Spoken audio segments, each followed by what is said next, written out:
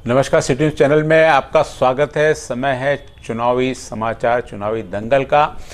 चुनावी दंगल में पदवीधर मतदार संघ से आज हमारे साथ में बुल्ढाना निवासी श्री जितेंद्र जी जैन है, जो पेशे से कॉन्ट्रैक्टर है, शिक्षण से जो इंजीनियर किए हुए, कई मल्टी स्टेट सोसाइटी की उन्होंने स्थापना की और सुचारू रूप से संचालन कर रहे एक सामाजिक कार्यकर्ता के रूप में उन्होंने अपनी पहचान बनाई और सामाजिक कार्य करते करते आज उनकी राजनीति में आने की इच्छा हो रही है। अक्सर हमने देखा कि राजनीति और समाज, ये समाजशास्त्री सामाजिक कार्य, ये दोनों एक दूसरे के साथ में चलते, लेकिन कुछ लोग सामाजिक कार्य को ज़्यादा महत्व देखते हैं, कुछ राजनीतिक कार्य को। कई लोगों का धारणा है 50% राजनीति और 50% सामाजिक कार्य, लेकिन जितेंद्र जी का आज भी कहते हैं कि राजनीति में आने के बाद में क्या वे सामाजिक कार्य वैसे करते हैं, उनका भी राजनीतिकरण करेंगे। जानते हैं जितेंद्र जी से। जितेंद्र जी, आपका बहुत बहुत स्वागत है सिटी न्यूज़ में। आप चुनाव लड़ने जा रहे हैं पदवीधर मतदार संघ का। क्या होता है मतदार संघ, और आप इस मैदान में एक बहुत अच्छे व्यवसायी, बहुत अच्छे सामाजिक कार्यकर्ता, आपको क्यों आवश्यकता पड़ी इस चुनाव में आने की? सर, मैं बुल्ढाना जिले का रहवासी हूँ और विदर्भ का सुपुत्र हूँ। सिविल इंजीनियर होने के नाते सिविल इंजीनियर लोगों की संगठना के माध्यम से संगठनात्मक लेवल पे मैं पिछले 20 साल से काम कर रहा हूँ जी। बुल्ढाना जिले का उस संगठन का मैं 20 साल से अध्यक्ष हूँ और उसी संगठन का जो महाराष्ट्र लेवल का जो संगठन है, महाराष्ट्र इंजीनियर एसोसिएशन, उसका मैं 4 साल तक स्टेट प्रेसिडेंट, राज्याध्यक्ष बोल के काम किया। हमारे इंजीनियर लोगों के लिए बड़े बड़े जीआर निकाले गवर्नमेंट से लड़के झगड़ के, उनको कन्विंस करके। यानी आप जिस क्षेत्र में थे उस क्षेत्र की जो चीज़ उनको आपको लगी इंजीनियर के साथ में ये चीज़ ऐसा होना चाहिए, महाराष्ट्र सरकार से लेके आपने वो रेजोल्यूशन पास करवाया और उनके लिए कार्य किया। यानी आपका एक सामाजिक कार्य संगठन रूप में आपके संगठन के लिए आपने किया। बिल्कुल। उस संगठन के तकरीबन पूरे महाराष्ट्र में 50,000 मेंबर हैं। तो जो जीआर मैंने निकाले गवर्नमेंट से, स्टेट गवर्नमेंट ऑफ महाराष्ट्र से, तो तकरीबन 50,000 लोगों को उस जीआर का फ़ायदा हुआ, बेनिफिट हुआ। जब जीआर निकालते वक्त मंत्रालय में हम जब चक्कर मारते थे, मिनिस्टर को मिलते थे, सेक्रेटरी को मिलते थे, तो उस वक्त ऐसा लगता था कि काश हमारे लिए लड़ने वाला, हमारे लिए झगड़ने वाला कोई आमदार होता, इंजीनियर आमदार होता, तो हमारे दुख, हमारी वेदना समझता और हमारे लिए, हमारे जीआर के लिए वो प्रयास करता। तो उस वक्त मेरे दिमाग में ये बात आई कि ये जो पदवीधर मतदार संघ है, ये संगठनात्मक लेवल पे काम करने वाले लोगों के लिए है, ये कोई पॉलिटिकल लोगों के लिए नहीं है जी। तो ऐसा लगा कि राजकारण ये मेरा पिंड नहीं है। नहीं, लेकिन चुनाव और पॉलिटिक्स, इसको आप अलग अलग कैसे करोगे? चुनाव है तो पॉलिटिक्स आ गई। नहीं सर, अच्छे लोगों, हम हरदम क्या बात करते हैं कि राजकारण में अच्छे लोगों ने आना चाहिए। हर आदमी ये चाहता है कि राजकारण में अच्छे लोगों का आना चाहिए। राजकारण बहुत गंदा हो गया, ख़राब हो गया, लेकिन अच्छे लोगों अगर आए तो अच्छा काम भी हो सकता है। और मैं एक अच्छे मेंटेलिटी का, अच्छे विचारों का, एक मतलब अच्छे विचारों से काम करने वाला इंसान हूँ। संगठनात्मक लेवल पे जब काम मैं किया तो मेरा जो पिरियड था, सुवर्णकाळ जिसको बोलते मराठी में आपण, की माझ्या आयुष्याचे सुवर्णकाळ 4 वर्ष मी या संघटनेकरता राज्याध्यक्ष म्हणून घालवली, तर तेव्हा असं मला वाटलं की हे जेव्हा एवढा चांगला काळ आपण ह्या इंजिनियर करता देऊ शकतो, तर बाकीचे पदवीधर आहेत, मराठी चालेल ना? हां सर, जे भाषा असणार, बाकीचे पदवीधर आहेत, बेरोजगार पदवीधर असो, शिक्षक असो, अंशकालीन कर्मचारी असो, डॉक्टर्स असो, तर अशा संघटनाकरता आपण आपलं आयुष्य बी खर्च केलं तर मला त्यात आनंद आहे। म्हणून मी ह्या पदवीधर मतदारसंघाच्या माध्यमातून निवडणूक लढवावी आणि ह्या लोकांकरता काम करावं, एक चांगलं काम, ज्यामुळं एक चांगलं आयुष्यामध्ये एक चांगलं काम केल्याचं पदवीधरांकरता तर मला त्याचं समाधान मिळेल। आपण बुलढाणामधून येत आहे। बुलढाणा, आपण जितके हे कार्य सांगितले बुलढाणा लगे, हा मतदारसंघ 5 डिस्ट्रिक्टचा आहे, अमरावती, अकोला, यवतमाळ, वाशिम आणि बुलढाणा। 5ही डिस्ट्रिक्टमध्ये आपले संपर्क सूत्र आहे का या चुनावासाठी? हो, महाराष्ट्र इंजिनियर असोसिएशनचे जवळपास या 5 जिल्ह्यामध्ये, इंजिनियरच्या व्यतिरिक्त या मतदारसंघामध्ये खूप लोक आहेत, डॉक्टर्स आहे, पदवीधर आहे, राजपत्रित अधिकारी आहे, लोकल या संघटनात्मक नसलेले लोक आहेत। मागील 20 वर्षापासून समाजकारण करत असताना मी माझा संपर्क वेगवेगळ्या लोकांशी आला इंजिनियर लोकांच्या संघटनेसोबत काम करत असताना सुद्धा मी सहकारातही काम करतो. मी PWDमध्ये काम करतो. मी नगरपालिकेच्या अधिकाऱ्याशी माझा चांगला, महानगरपालिकेच्या अधिकाऱ्याशी माझा चांगला संपर्क आलेला आहे. महिला व बालविकास जे क्षेत्र आहे त्याच्यामध्ये त्यांच्या अधिकाऱ्याशी माझा चांगला म्हणजे जवळपास शासनाचे जे डिपार्टमेंट आहेत वेगवेगळ्या प्रकारचे, तर जवळपास 50% डिपार्टमेंटशी माझा फार जवळून संबंध आलेला आहे. सगळ्या अधिकाऱ्यांसोबत माझे सौहार्दपूर्ण संबंध राहिलेले आहे. आणि त्यांच्याकडनं लोकांकरता मी माझ्याकरता तर माझे काम अधिकाऱ्याकडनं करून घेतोच, परंतु लोकांकरता मी मागील 20 वर्षापासून लोकांकरता भांडत आलेलो आहे आणि अधिकाऱ्यांकडनं लोकांची मी कामं करून घेतलेली आहे. आणि ह्या मतदारसंघामध्ये खूप संघटना आहे. शिक्षकांची संघटना आहे, जसं आपण सांगितलं, इंजिनियरची संघटना आहे, डॉक्टरची संघटना आहे, राजपत्रित अधिकाऱ्यांची संघटना आहे, अशी वेगळी संघटना आहे. हे सर्व संघटनाचे समर्थन यामध्ये लोकांना मिळतात. आता काही उमेदवार आहेत त्यांना संघटन आहे, काही उमेदवार असे सर्व उमेदवार समोर याच्या मला हे आहे समर्थन आहे. तर असं आपल्याकडे काही समर्थनचं आहे का समर्थन असते की नाही असतं, काय समर्थनाचा काय विषय असते हा? मी सध्या या 5 जिल्ह्यामध्ये ज्या मतदारांनी नोंदणी केलेली आहे हे सगळे मतदार सुज्ञ, जागरूक आणि समजदार मतदार आहेत. मी ह्या सगळ्या मतदारांच्या भरोश्यावर ही निवडणूक लढवित आहे. त्याचसोबत मला ज्या संघटना ज्यांना खरंच चांगला उमेदवार, एक चांगला आमदार म्हणून हवा आहे, त्या सगळ्या संघटनाचं निश्चितच मला त्यांचं समर्थन मिळणार आहे. यात काही वावगं वाटायचं कारण नाही. जवळपास मी सगळ्या संघटनाच्या पदाधिकाऱ्यांशी बोललो आणि जिथं मी जातो आहे तिथं सध्या ह्या सरकारप्रती शिक्षक संघटना असो, इंजिनियर संघटना असो, त्या लोकांनी माझ्याजवळ रोष व्यक्त केलेला आहे.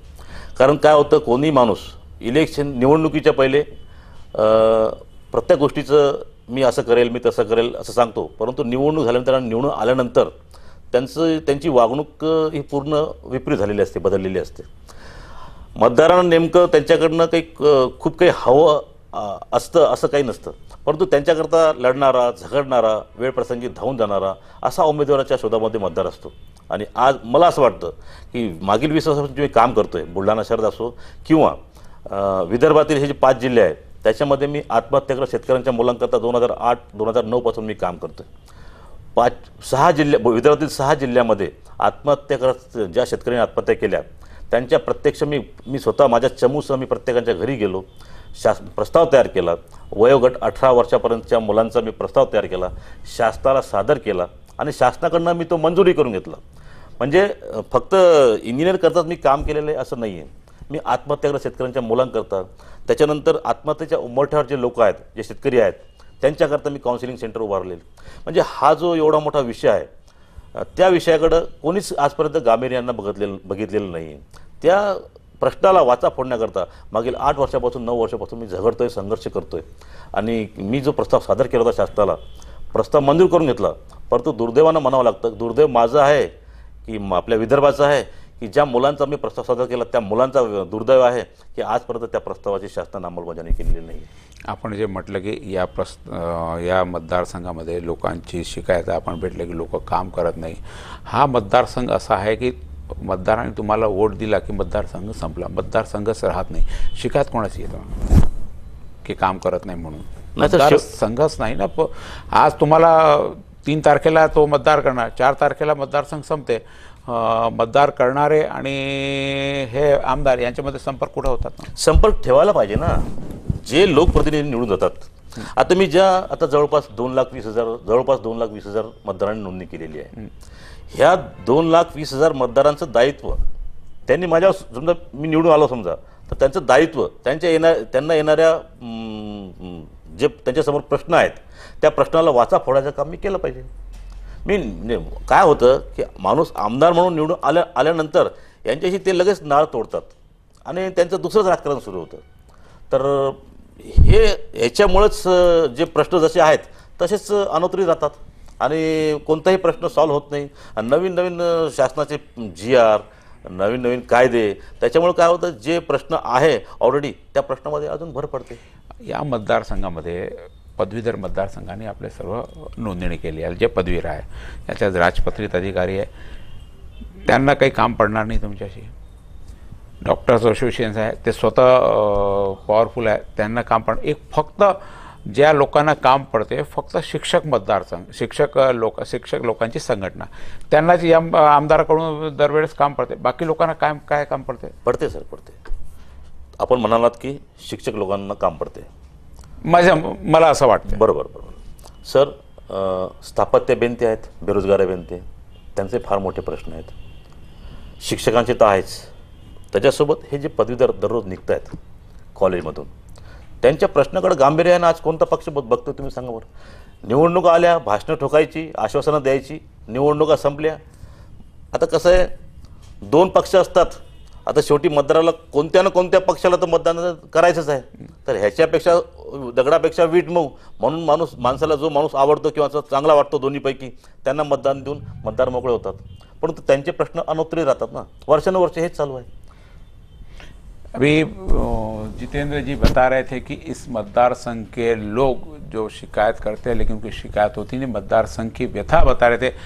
इस मतदार संघ में जाने के उनके उद्देश्य क्या, वो क्या काम करेंगे, किस प्रकार मतदारों के बीच में जाकर उनकी योजना काम करने की है और मतदारों के लिए क्या करेंगे, इस मतदार संघ के लिए क्या करेंगे. एक छोटे से ब्रेक के बाद में क्या विजन लेकर चुनाव में लड़ना चाहते हैं, क्या मतदाता इनसे आकर्षित होंगे, एक छोटे से ब्रेक के बाद.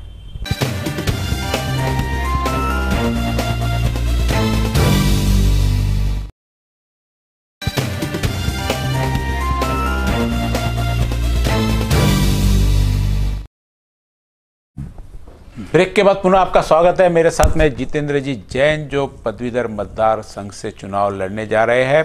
और अभी ब्रेक से जाने से पहले मतदारों की क्या व्यथा है, क्यों मतदार इस मतदार संघ के प्रति उदासीन है, इन सब चीज़ों पर चर्चा चल रही थी. यदि जितेंद्र जी इस मतदार संघ में खड़े रहते हैं और चुन के आते तो उनके क्या नियोजन है, उनकी क्या योजना है इस मतदार संघ के लिए. मुझे ऐसा लगता है कि ये मतदार संघ खत्म हो जाता है. उनका कहना नहीं, मतदार संघ हमेशा जीवित रहता है. ये तो जो मतदार खत्म हो जाएंगे, लेकिन एक पदवीधर नाम की, चूंकि 2,20,000 लोगों ने अभी जितेंद्र जी बताया रजिस्ट्रेशन करा है, लेकिन मुझे लगता है कि जिस क्षेत्र में वो कार्य कर रहे हैं शायद 10 से 15 लाख पदवीधर इस मतदार संघ में होना चाहिए. 2,20,000 वोट की नहीं, आपके ऊपर पूरे 10 से 15 लाख पदवीधर लोगों की जिम्मेदारी है आपको इसको पूरा न्याय देने की. क्या करोगे आप? 2,20,000 भूल जाइए आप, क्योंकि ये तो सिर्फ एक आपको आगे बढ़ाने के लिए एक थोड़े से लोग हैं जो आपको संगठन के रूप में आगे बढ़ाएंगे. लेकिन जो मतदार संघ है आपका, यदि आप पूरे मतदार संघ की बात करें तो हर पदवीधर जिसके पास में भी पदवी है, चाहे उसने आपको वोट दिया हो ना दिया हो, उसने रजिस्ट्रेशन कराया हो नहीं हो, सबकी जिम्मेदारी आपकी बनती. क्या करेंगे आप उनके लिए? सर, ये हा जो मतदारसंघ आहे हा अराजकीय लोकांसाठी आहे. संघटनात्मक लेवलवर जे माणूस काम करतो त्यांच्याकरता हा स्पेशल मतदारसंघ बनवण्यात आलेला आहे. मागील काही काळापासून या मतदारसंघामध्ये राजकीय पक्षांनी घुसखोरी केलेली आहे. ती घुसखोरी मोडीत काढण्यासाठी मी या मतदारसंघामध्ये एका संघटनेमध्ये काम केलेला एक म्हणजे पदवीधरांकरता भांडणारा अशी जी माझी ओळख आहे, त्या भांडवलाच्या आधारावर मी या मतदारसंघामध्ये निवडणूक लढवते. मतदारसंघाची या मतदार लोकांना काय आवश्यकता, तुमच्याकडून काय अपेक्षा असणार तुमच्या मताने? सर, विषय असा आहे की ह्या पदवीधरांकरता त्यांच्यासमोर पुष्कळसे प्रश्न आवासून उभे आहेत. पदवीधर अंशकालीन कर्मचाऱ्यांचा प्रश्न असो, शिक्षकांचा प्रश्न असो, त्याच्यानंतर शेतकऱ्यांचा स्वामीनाथन आयोगाचा प्रश्न असो, किंवा शेतकऱ्यांना पूरक जोडधंद्याकरता कोणती मदत द्यावी लागते. म्हणजे शेतकऱ्यामध्ये पदवीधरसुद्धा आहेत ना, बरोबर आहे की नाही? आहे ना. हां. तर तसंच सर्व शेतकरी सुशिक्षित झालेले आहे. हां. आणि आपला विदर्भ तसा मागासलेलाच आहे. बुलढाणा पहा, वाशिम पहा, यवतमाळ पहा, इथं जशी MIDC पाहिजे. आणि ज्या मतदारसंघातून तुम्ही तिकडे, मतदारसंघ तर पूर्ण 5 डिस्ट्रिक्टचे, पण तुमचं जसं रहिवासी आहे ज्याचे, हां, तिकडचं तुमचं म्हणणं की ते पिछडलेले आहे. तिकडं नाही, अमरावतीमध्ये पाहा तुम्ही, असेल तर इथे MIDC, परंतु ज्या प्रमाणात MIDCला रस्ते, वीज, पाण्याचा पुरवठा, अकोलामध्ये पहा तुम्ही जवळपास 50% धंदे बंद पडलेले आहेत, 50% कारखाने बंद पडलेले आहेत. पाणीचा प्रॉब्लेम, अमरावतीला तो प्रॉब्लेम नाही. हां, नाही बरोबर आहे ना. बाकी अकोलाची प्राकृतिक व्यवस्था वेगळी आहे थोडीशी. परंतु ऑफिशियल जो त्रास होतो व्यापाऱ्यांना, कसं असतं, व्यापाऱ्यांचा जर 50% वेळ समजा ऑफिस मॅनेजमेंटमध्ये जात असेल समजा, तर त्यांनी व्यवसायाकडे लक्ष कधी द्यावं हा विषय असतो ना. पण ती जी प्रणाली आहे, व्यापाऱ्यांना कमीत कमी त्रास होईल आणि त्यांचं लक्ष पूर्ण व्यवसायाकडे लागेल आणि व्यवसाय त्यांचा वाढला तर ॲटोमॅटिक रोजगार वाढेल. रोजगार वाढला की पदवीधरांना, बेरोजगारांना त्यांना रोजगार मिळेल. बेरोजगारांना व्यवसायामार्फत रोजगार देण्याची योजना तुमची आहे की व्यवसाय, तो व्यवसाय वाढवण्यासाठी आपण काय करणार इकडे? व्यवसाय कुठून आणणार? सर, पहिले तर ह्या 5 जिल्ह्यामध्ये ज्या MIDC काही ठराविक ठिकाणी स्थापन झालेले आहे त्यांना भौतिक सुविधा उपलब्ध करून देणे, वीज, रस्ते, पाण्याची व्यवस्था, हे झाल्यानंतर तिथं नवीन नवीन उद्योग आणणे, त्यांना मोटिवेट करणे. जे लोक उद्योग अशा, आता आजच्या डेटला पुष्कळशे लोक असे आहेत की त्यांना उद्योग करायचा आहे परंतु त्यांना MIDC मध्ये जागा भेटत नाही आहे, जागाच भेटत नाही आहे. काही लोकांनी नुसते भूखंड ठेवून घेतलेले आहे परंतु त्याच्यावर त्यांनी अजून 10 झाले, वर्ष झाले, 15 वर्ष झाले, त्यांनी त्या भूखंडावर काही कारखानदारी त्यांना सुविधाच नसेल ना, कुठून आणणार? सुविधा नसेल किंवा काही लोकांचं म्हणजे त्यांनी फक्त आटून ठेवलेले आहेत भूखंड. बरोबर. तर ती गोष्ट, त्या गोष्टीला चालना देणे किंवा त्याच्यावर फोकस करणे आणि जास्तीत जास्त उद्योगधंदे, आणि उद्योगधंदे आणल्यानंतर जो माणूस, जो व्यापारी किंवा जो उद्योजक उद्योग स्थापन करेल अशा लोकांनाही असं वाटलं पाहिजे की नाही, आपण विदर्भामध्ये आपला उद्योग आणला पाहिजे. तर अशा करता पूरक परिस्थिती निर्माण करणे, सगळ्यात मोठा विषय काय आहे की लोकांना पूरक परिस्थिती निर्माण करून देणे, हा फार मोठा विषय.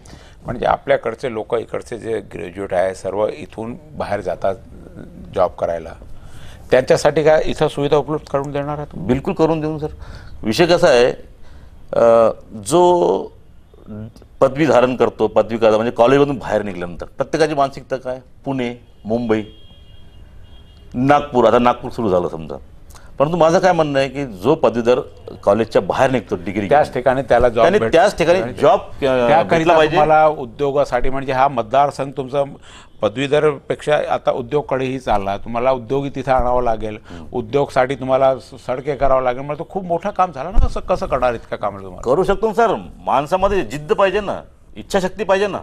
आता मी म्हणजे कोणतेही माझ्या पाठीमागं कोणतेही पाठबळ नाही आहे, मी कोणत्याही पक्षाशी संलग्नित नाही आहे, परंतु मला असं वाटतं की आता मी इंजिनियर लोकांकरता केलं, आत्महत्याग्रस्त शेतकऱ्यांच्या मुलांकरता केलं, आत्महत्याग्रस्त शेतकऱ्यांकरता केलं, बुलढाणा शहरामध्ये ग्रीन मिशन बुलढाणा असो किंवा व्यापाऱ्यांकरता वेगवेगळ्या प्रकारचे चर्चासत्र, आयकरा चर्चासत्र, income tax, sale tax, VAT, professional tax, आपलं सर्व्हिस टॅक्स, यांचे वेगवेगळ्या प्रकारची चर्चासत्र आयोजित करायची, लोकांमध्ये अवेअरनेस निर्माण करायचं. ह्या गोष्टी जसं आपण करू, लोकांमध्ये अवेअरनेस आल्यानंतर ऑटोमॅटिक होतात ना सर. म्हणजे या माध्यमातून आपण लोकांना अवेअर करून तिथं उद्योग कसे येते याच्याकडेही पण आपल्याला लक्ष द्यावं लागेल. आणि मुख्य म्हणजे आपला इकडून जे मायग्रेट होऊन बाहर जातात त्यांना इथं जॉब भेटायला पाहिजे. जितेंद्र जी से बात कर रहे थे. जितेंद्र जी का एक बहुत अच्छा उद्देश्य सामने आया. सबसे बड़ी समस्या ये होती है कि पढ़ाई के बाद में यहाँ रोजगार उपलब्ध नहीं होने के कारण जो यहाँ के इनकी भाषा में पदवीधर कहेंगे, क्योंकि पदवीधर लोग ही बाहर जाते हैं जॉब करने के लिए. पदवीधर, यहाँ का पदवीधर, यहाँ का जो ज्ञान है, यहाँ का जो टेक्निक हो, यहीं पे डेवलप हो. बहुत बड़ा प्रयास इसके लिए करना होगा. यदि ऐसा होता है तो निश्चित रूप से इस मतदार संघ के लिए एक बहुत अच्छी बात हो सकती है. बात बस यानी मजबूती से इस विषय पे टिके रहने की कि यहाँ का व्यक्ति को ये जॉब मिले, उसके लिए कोशिश बहुत आसान नहीं है जितना आसानी से हम कह रहे हैं. करनी है, लेकिन कहीं से कोई चीज़ की शुरुआत होनी चाहिए और वो शुरुआत जितेंद्र जी के माध्यम से होंगी. और भी जितेंद्र जी से हम मुलाकात करते रहेंगे. पदवीधर मतदार संघ से ये अप्रत्यक्ष किसी पार्टी का आप समर्थन लेंगे? नहीं लेंगे? नहीं. संगठनों का समर्थन आप ले रहे हैं, पार्टी का? यदि पार्टी को समर्थन देती तो आपको क्या प्रॉब्लम? बाहर से समर्थन देंगे तो लेंगे. नहीं, समर्थन इसमें बाहर से होता है, कोई पार्टी का सिंबल तो होता ही नहीं शायद. लेकिन मैं किसी पार्टी का उम्मीदवार हूँ. अच्छा, पार्टी का उम्मीदवार करके किसी के साथ में बंध के नहीं रहेंगे, एक स्वतंत्र विचारों को, क्योंकि पार्टी के साथ में बंध कर निश्चित होता है कि पार्टी के विचारों के साथ में चलना पड़ता है. हर पार्टी के साथ में हर व्यक्ति का विचार मिल जाए ऐसा होता नहीं. तुम्ही एक छोटा सा ब्रेक और ब्रेक के बाद पुनः वापस आते हैं कि क्या आगे की विदर्भ के बारे में भी कोई योजना है कि सिर्फ बुल्ढाना और खामगांव तक के सीमेंट नहीं, बुल्ढा एक विदर्भ भी अपना बहुत बड़ा मायने रखता है। एक आमदार होने के नाते विदर्भ को किस नज़र से देखते हैं, एक छोटे से ब्रेक के बाद।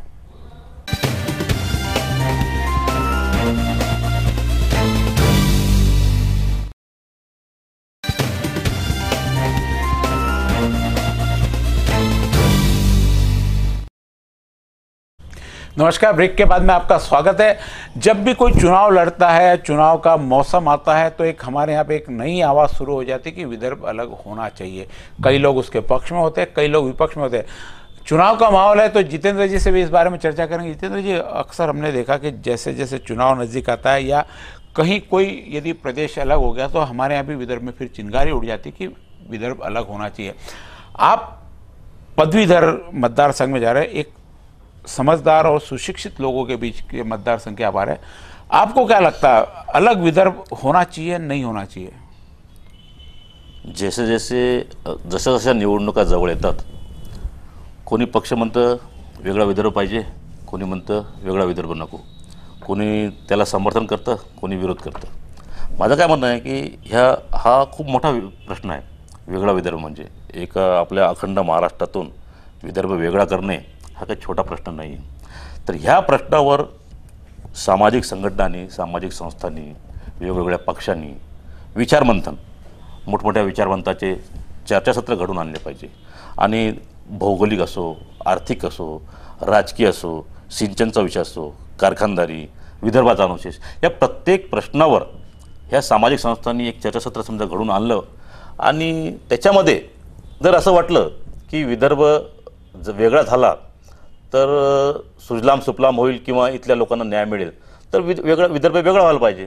आणि जर असं वाटलं की चर्चासत्रामध्ये की नाही महाराष्ट्रातच राहिलं पाहिजे, तर मग म्हणजे विषय कसा आहे की विचारवंतांचे चर्चासत्र घडून आणल्यानंतर जो असं वाटेल की बा आता वेगळं करता येईल तर करायला पाहिजे। हो, हा झाला विचारवंताचा। आपण एक कन्क्लुजन आणू। आपला काय मत आहे की आपण या कोणत्या नजरेने पाहता, विदर्भ वेगळा झाला तर इथं पदवीधरांना काय संधी मिळेल, नाही झाला तर पदवीधरांना काय संधी आहे? आज आपण अखंड महाराष्ट्रामध्ये राहतो। वेगळा विदर्भ झाल्यानंतर जसं आज आपली मुलं पुण्याला जातात नोकरी करता, मुंबईला जातात, औरंगाबादला जातात, वेगळा विदर्भ झाल्यानंतर असं म्हणता येणार नाही की आपण आपल्याच राज्यामध्ये चाललो, दुसऱ्या प्रदेशमध्ये, दुसरा प्रदेश होऊन जाईल। आणि मग जसं आज आपण हक्कानं म्हणतो की नाही आपण पुण्याला चाललो, आपल्या पुण्याला किंवा आपल्या मुंबईला, तर उद्या असं म्हणावं लागेल किंवा त्या महाराष्ट्राच्या पुण्याला जावं लागेल। म्हणजे विदर्भ हा वेगळा झाल्यानंतरची गोष्ट। आणि आज आपण एवढ्या मुंबई आपण आपली म्हणतो, आज आपण मुंबईला आपली मुंबई म्हणतो, तर हे कसं आहे, आता आपण एका घरामध्ये एका कुटुंबामध्ये राहतो आणि जेव्हा आपण 4 भाऊ असल्यानंतर आपण जेव्हा जसे वेगवेगळे होतो आणि वेगळ्या झाल्यानंतर ज्यांची इच्छा असते की एकत्र कुटुंब म्हणून राहावं, त्यांना ज्या वेदना होतात त्या वेदना तर हमखास आपल्याला होणारच आहेत। पण वेगळा विदर्भ होऊन आपण स्वतंत्र आपला विकास करू शकतो, आपल्या इच्छाशक्तीने, सर्व आपल्या हिशोबाने। आत्तापर्यंत विदर्भावर अन्यायच झालेला आहे। तो जो अनुशेष आहे, तो जो अन्याय झालेला आहे, तर आज विदर्भामध्ये आपल्या विदर्भाचे मुख्यमंत्री आहेत, त्यांनी तो अनुशेष दूर करावा। जो मागील 50 वर्षापासून 60 वर्षापासून जो अन्याय झालेला विदर्भावर, तर त्यांच्याकडे सत्ता आहे, त्यांनी तो अनुशेष भरून काढावा। अनुशेष काढला आणि हे झालं तर आपल्याला वेगळ्या विदर्भाची काही आवश्यकता वाटत नाही, मला नाही वाटत वेगळ्या विदर्भ। आणि आपण या मतदारसंघामध्ये आता जे मतदार देणारे आहे त्यांना काय संदेश देणार आपल्या माध्यमातून? सर्वप्रथम आपल्याला का वोट द्यावा त्यांनी? सर्वप्रथम मतदारांना मी विनंती करतो की मी आपणासमोर आपलं मतदान रूपी आशीर्वाद मागायला मी आलेलो आहे। आपण मला भरभरून मतं द्यावीत, मी आपल्यातलाच एक आहे। दुसरी गोष्ट, आमदार झाल्यानंतर मिळणारं मानधन फक्त 1 रुपया मानधनावर मी काम करणार असं सगळ्या मतदारांना मी सांगू इच्छितो। कोणतेही आमदारकीचं मानधन घेणार नाही। मिळणारं पूर्ण मानधन मी हे पदवीधरांकरता त्याच्या सुखदुःखामध्ये, त्यांच्या ज्या ज्या गोष्टी आपल्याला त्यांच्याकरता करता येईल हां त्या निधीतून मी करणार आहे। जसं UPSC MPSC करता सर्वप्रथम जिल्हा स्तरावर अभ्यासिका ग्रंथालयाची निर्मिती करणे आणि वाढत गेल्यानंतर तसं मग ग्रासरूटपर्यंत तालुक्याच्या ठिकाणी त्यांच्याकरता अभ्यासिकाची आणि ग्रंथालयाची निर्मिती करणे. आणि ह्या कार्यक्रमाद्वारे मी सगळ्या मतदारांना एवढीच विनंती करतो की जगातील सर्वात मोठी लोकशाही असा गौरव आपल्या भारतीय शासन व्यवस्थेचा केला जातो. आपल्याला घटनेने संविधानाने जो अधिकार दिलेला आहे मतांचा, त्या अधिकाराचा पूर्ण मतदारांनी पुरेपूर वापर करावा आणि एक चांगला उमेदवार, एक चांगला माणूस ह्या मतदारसंघातून जायला पाहिजे आणि तो त्यांनी पाठवावा. आपल्याकडे उमेदवार म्हणून आपल्या मतदानरूपी आशीर्वाद मी मागायला आलेलोच, परंतु आपल्या सद्विवेक बुद्धीला जे पटते, आता आपल्यासमोर एक उमेदवार म्हणून मी सुद्धा आहे, अजूनही पुष्कळसे राहतील, तर आपल्या सगळ्या मतदारांच्या सद्विवेक बुद्धीला जो पटेल त्यांना मतदान करा. परंतु एकच विनंती राहील की सगळ्या मतदारांनी 100% मतदान करावे. बहुत अच्छी बात जो हम भी यहाँ से कहते हैं कि हम सभी लोगों को यहाँ पे, सभी लोगों के विचार आपके सामने रख रहे हैं. हमने और भी उम्मीदवारों के विचार रखे, इन सब में आपको जो उचित लगता है, इनके विचार आपने अभी सुने. यदि आपको लगता है कि आपके विचारों से मेल खाते हैं, पहले भी और कई उम्मीदवार जो जिसके वजह बहुत खुली यहाँ से उन्होंने अपनी बात की, खुले मन की, कोई इतने खुले मन की बात कहता है नहीं कि यदि आपको लगता है कि इनको चुन के देना तो ही आप इनको वोट दीजिए, नहीं तो आपके जो पसंद का उम्मीदवार है आप उनको वोट दे. सबको समझिए, परखिए. यह मतदार संघ एक समझदार लोगों का मतदार संघ है. इस मतदार संघ से निश्चित रूप से अच्छा व्यक्ति जाना चाहिए. हमारा काम है यहाँ पे प्रयास करना, सबके जो कार्य करने के तरीके वो बताना, अच्छा क्या है ये आपको चुनना है. इसी आशा के साथ में पुनः आपसे मिलेंगे और नए उम्मीदवारों के साथ. देखते रहिए सिटी न्यूज़.